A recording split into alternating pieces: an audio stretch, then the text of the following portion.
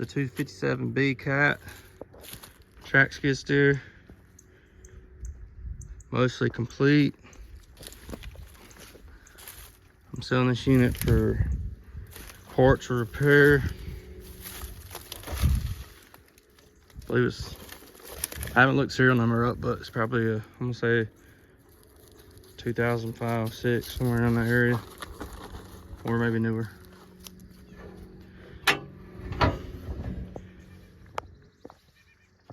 It's mostly complete. It's got the rear stabilizers on both sides.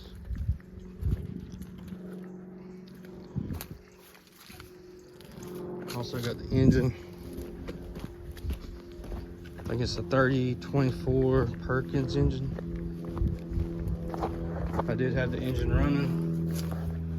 I bought an new starter for it. A few other parts. It runs, but I believe it has a rattle in it. Probably needs to be rebuilt. But if you're interested in any parts or the whole machine, call Alan at 336-880-7281. County Line Equipment. Thanks for watching.